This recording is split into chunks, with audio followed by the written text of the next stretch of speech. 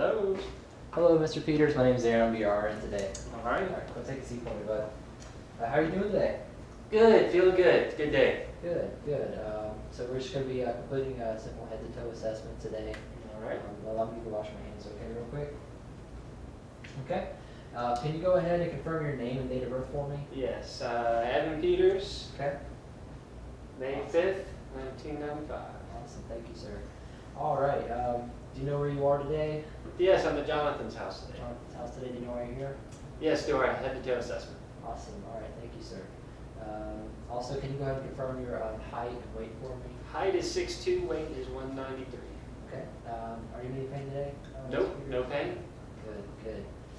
So right off the bat, I can tell by the patient the way he's responding to me, he can hear me. This is going to be cranial nerve number 8. He also saw the bench, went ahead, took a seat, so I know his cranial nerve number 2 is intact. He also has some sense of awareness as far as who he is and the time. Do you know what date it is today? Today is December 1st. Okay, December 1st, awesome. So that's a good indication that his cerebrum is intact. He's also has good posture, and he seems to be well held together, so that's going to be his cerebellum. It's going to be some good indication of that right there. He responded to me, so this is going to be the guttural sounds. I know his cranial nerve 10 is intact. Also, his tongue's moving, so I know cranial nerve 9, glossopharyngeal nerve is operating as well. Continuing on with the assessment, I'm going to go ahead and start with some of your vitals today, okay? All right. All right. So starting with the temperature, I could take an oral temperature, or I can take an oracle one, or using the temporal temperature gauges. I don't have any of those today, so I'm just using the back of my hand. You don't feel hot to me today, so that's good. And I'm going to start with your blood pressure now at the moment. I'm going to grab my cuff. You can go ahead and just take out your arm for me. I'm going to go ahead and just assess your radial artery, the brachial artery. Very nice. Awesome. This on your arm for me. Go ahead and roll your sleeves up just a little bit. There you go.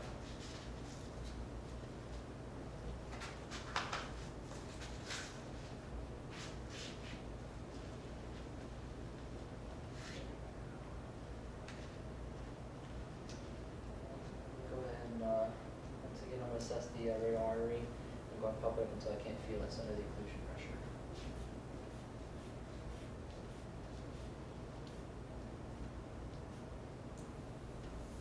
Go ahead and pump this up good 30 millimeters of mercury above the occlusion pressure.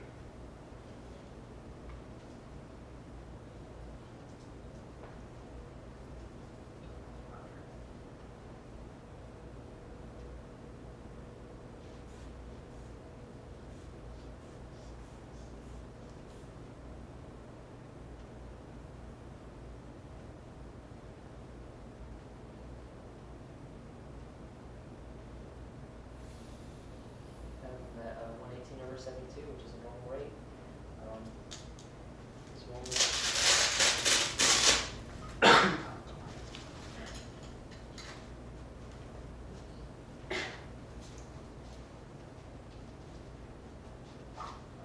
I'm going to go ahead and assess his apical pulse. The apical pulse is located on the between the fifth intercostal margin, on the left intercostal space, or left midclavicular space, fifth intercostal margin. Let me just go ahead and set this down.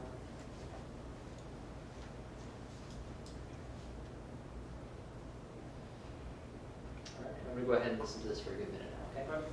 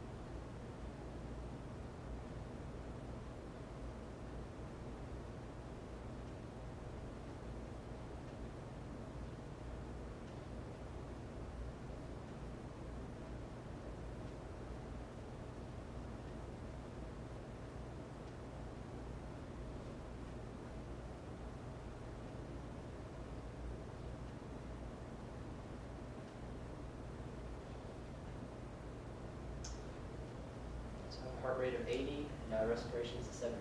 Both of those within normal values today.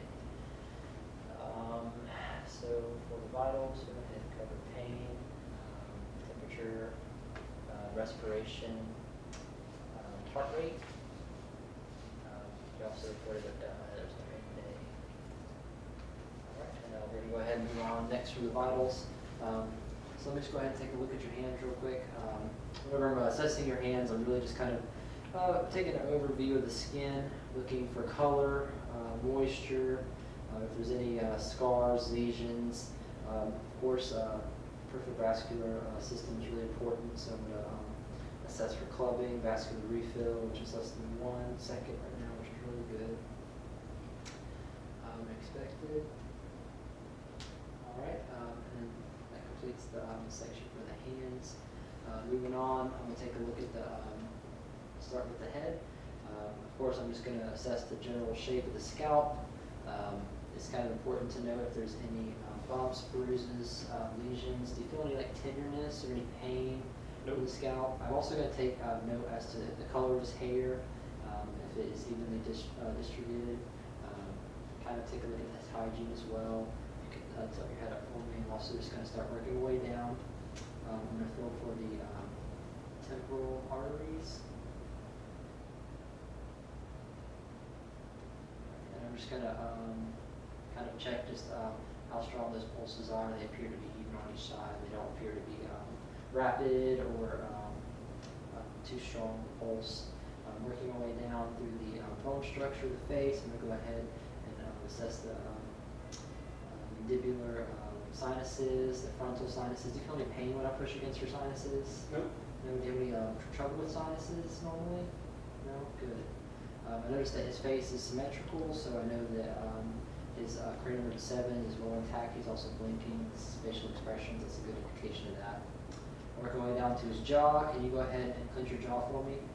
Open your jaw. Go ahead side to side. That's cranial nerve 5. I didn't feel too much popping or grinding, so the joint with his mandible is doing very well. At this point, I'm going to go ahead and assess some of his lymph nodes, starting just the posterior portion of the ear, the superior portion, going down to the inferior portion, coming down the cleidomastoid muscle. I don't feel any bumps. I'm checking for bumps, tenderness, anything like that. Occipital lobe. Check back here. Submandibular, sublingual.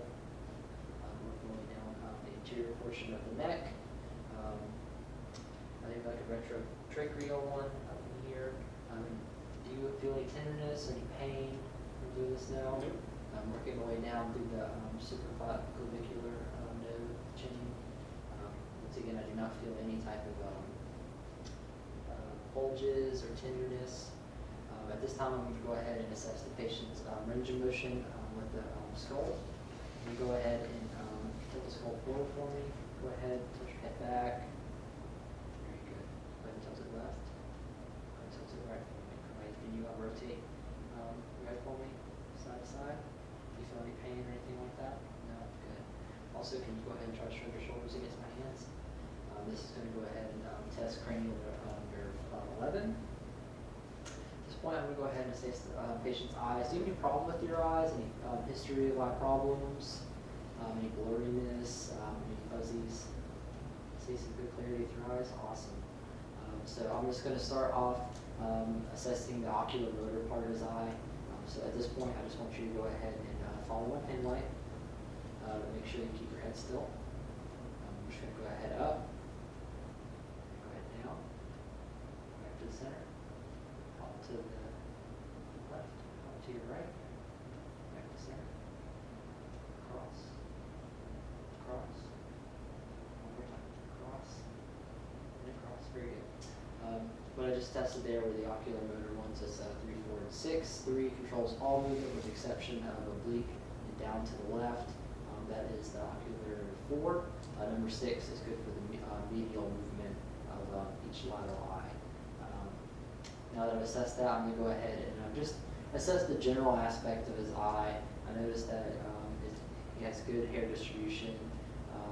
The his eyebrows, his sclera, his iris, his pupils. They're well proportioned. They're pink. There doesn't seem to be any type of redness or anything. I'm also just going to pull down the eyelids and look up, pull up and look down. All right, and then just to further assess the kind of the mucous membranes, they look good. They're well intact today. At this point, I'm going to go ahead and assess your pupil. I want to take a look at your pupils, make sure that they are round, that they accommodate to light, that they accommodate, that they react to light, and that they do so evenly on each side. So I'm going to go ahead and do just a direct pupillary response. In this case, I'm shining a light and looking for the reaction within each eye, which in this case is normal.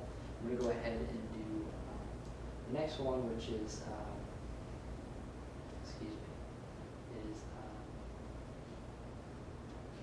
consensual, which is where I'm going to shine it in one eye and look to the opposing eye to go ahead and react for me, which they do as well. At this point, I'm going to test your accommodation. This is the dilation and the contraction of your pupils from looking at different distances. So at this point, I want you to go ahead and focus close up on my pen, and I want you to find point distant. Go ahead and focus on it now. Okay, I'm going to focus on my pen. Focus on that distance now. Very good. There's his eyes did accommodate accordingly. So this kind of concludes the eye section. From here, I'm going to go ahead and move on over to the ears. For ears, I'm just looking for any kind of surface damage, maybe dryness, flaking, discharge. See if there's any redness. I'm also going to palpate. I want to feel if it's moist, if there's any scars or lesion present.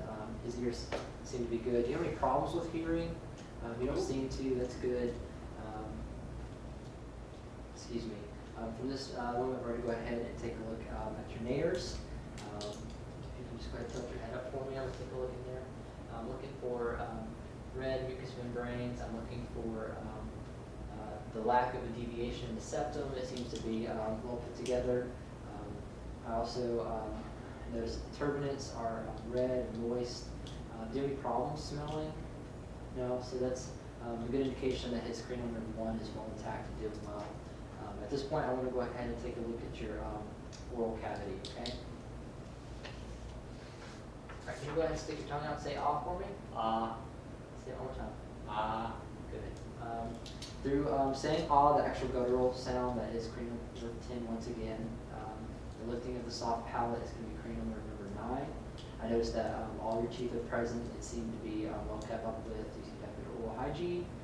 The red mucosa, the fact that you have a lubricated oral mucosa, it is not red, it doesn't seem to be irritated. It's a good indication of good oral health. Okay, at this point, I need you to go ahead and stick your tongue out for me. Can you go ahead and move it side to side? Awesome. And I was also checking on the sides of his tongue, which are obviously clear. The movement of his tongue was a checking for cranial nerve 12. At this point, I'm going to go ahead and move my way down to his arms. I'm just going to do kind of a general overview of his upper body system. Can you go ahead and stick your arms out for me? I'm just going to go ahead and palpate each one, feel for tenderness, bruises. Does any of this hurt for you at all? Good. Feel on this side as well. I noticed that his skin has a nice natural tone to it. It doesn't appear to be bluish or red or any kind of scars or lesions. I'm going to go ahead and if you can make a cup for me, go ahead and pull back. All right, and now turn your hand the other way. Turn your hand this way. Now push against. Awesome. So he has good upper body strength. Go ahead and grasp my hands for me. All right, let's just test him for grip strength. So his upper body seems to check out very well. At this point, we're going to go ahead and assess for sounds in the upper respiratory system. We're going to start with the back. So at this time, I'm going to go ahead and ask you to lift your shirt for me. Initially, I'm just looking at the skin, taking a look for any scars, lesions, overall color of it. It's really important for me to take a look at the chest, see if there's any extra muscle activity in his breathing. Does he have a barrel chest?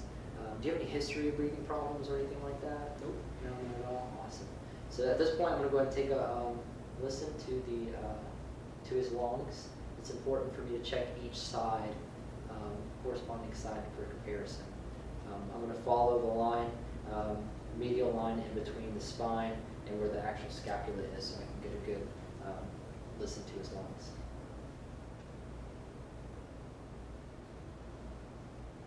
All right, and can you be sure to breathe in through your nose and out through your mouth for me?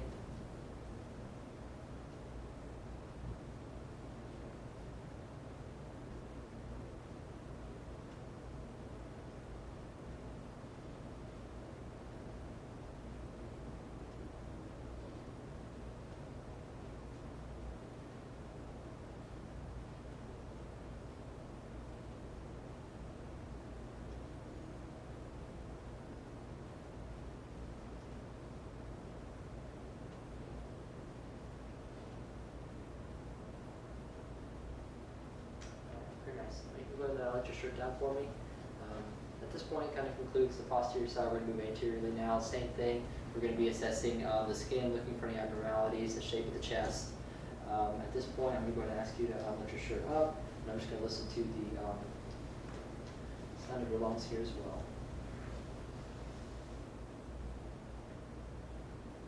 All right, be sure that you're breathing in through your nose and out through your mouth. So far between both sides, I've noticed that his lungs are very clear. I don't hear any gurgling, any sounds of respiratory distress, or like there's any type of fluid in the lungs. This is a good indication that his lungs are clear and working properly.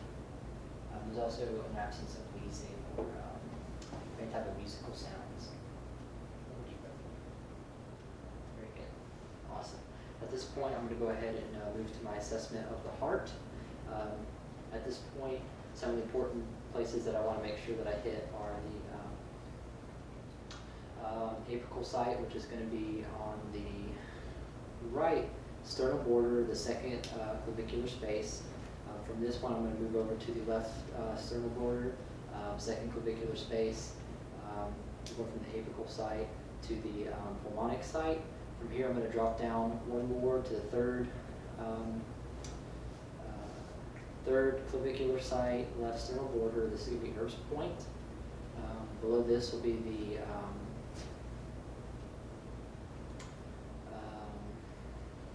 fourth intercostal space, left sternal border, and this will be the tricuspid valve. And then from here, I'll go ahead and move to the mitral valve, which is also the apical pulse. And this is going to be the fifth intercostal space, left mid-clavicular line.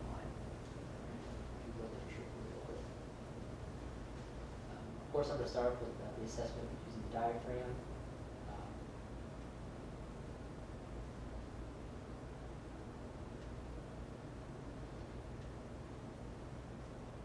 Down to Erb's point.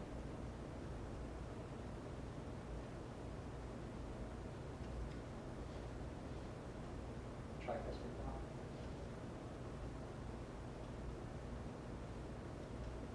Then his apical pulse.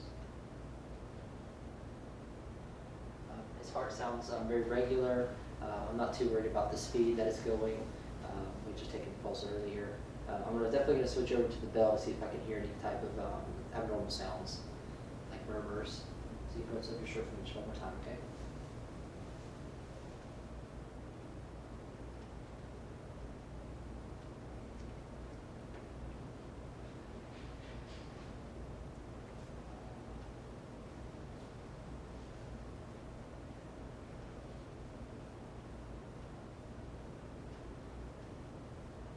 Awesome, very well. And his heart sounds seem to check out okay. From this point, we're going to go ahead and move to the gastrointestinal section of the review. So I'm going to go ahead and ask you to lay down for me. Go ahead and bring these together.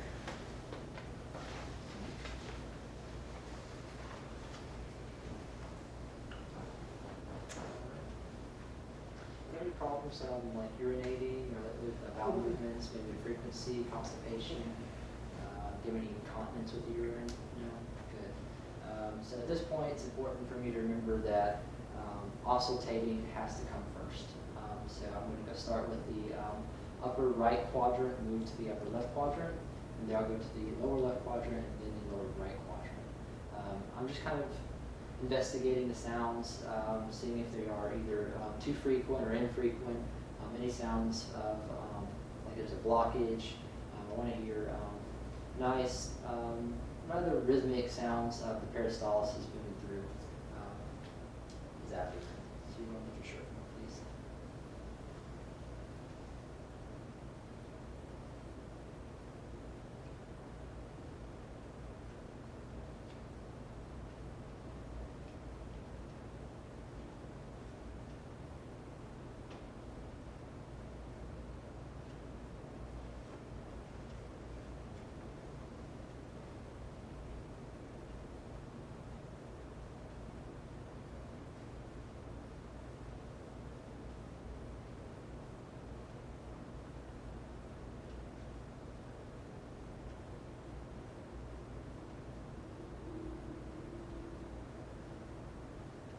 At this point, the sounds are absolutely normal.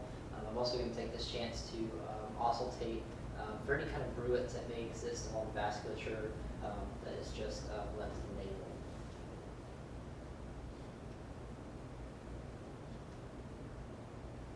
I'm going to go ahead and switch my stethoscope over to the bell.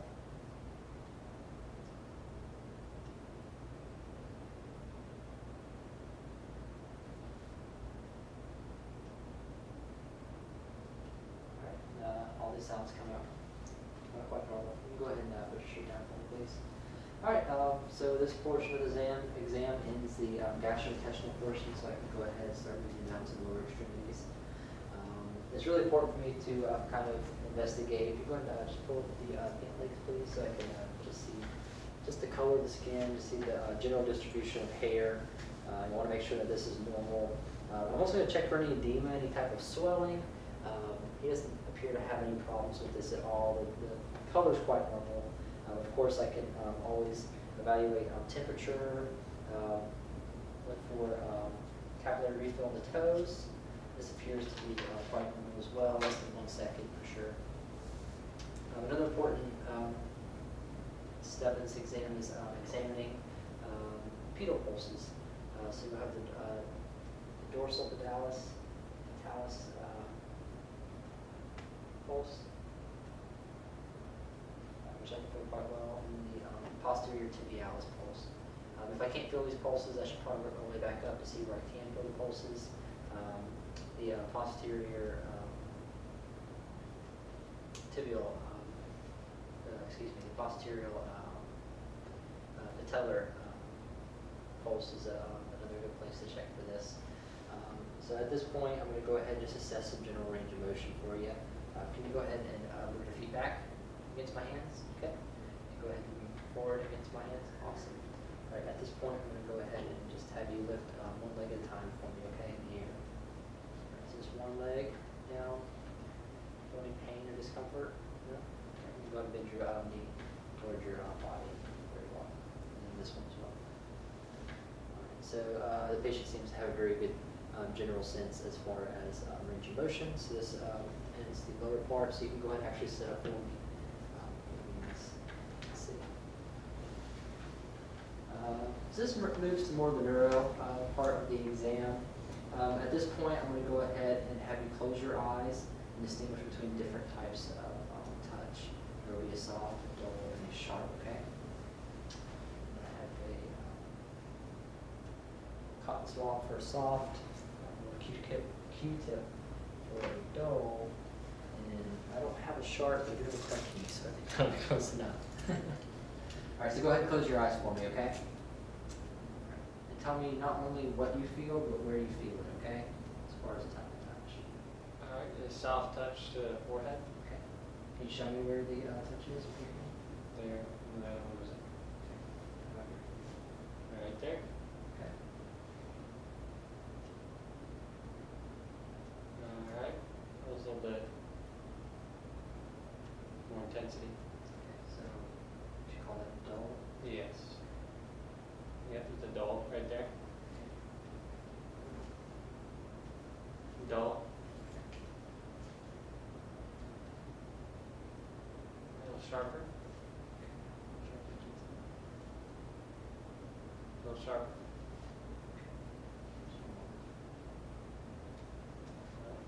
So, not only can he distinguish where the touches are, he can distinguish between different types of touches. This is really important when just assessing his neurological health. This is also important for me to do on peripheral vascular systems as well, as it can be a good measure of how good chronic oxygenation is throughout these peripheral systems in the body. So we'll go ahead and at this time put these down. All right, and, for the neuro portion, I'm just going to go ahead and have you stand up. At this time, you can go ahead and actually just go ahead and just try to touch your toes a little bit. I'm going to feel around your spine and just kind of assess the symmetry of it, okay? So go ahead and touch your toes for me, okay? Feeling for his spine, I can feel that it is straight. There aren't any curvatures in the spine, which is a good thing. So you can go ahead and stand up for me. Go ahead and try leaning back and then from side to side. So he has good spinal control of musculature. Can you go ahead and just take a few normal steps forward for me? I'm assessing the patient's gait. It appears very normal, very effortless. We're also going to have you do some tandem walking, which is just heel-on-heel walking. Feel free to take it slowly. He has good balance. Some more evidence for intact cerebrum. All right, and at this time, I'm just going to go ahead and have you close your eyes. Extend your hands out to your side. And go ahead and touch one finger to your nose at a time. Okay? Awesome. All right, you can open your eyes for me now. Can you go ahead and do some fine finger touches to your thumbs? Awesome. That's good. All right. And at this point, this would conclude my head-to-toe assessment.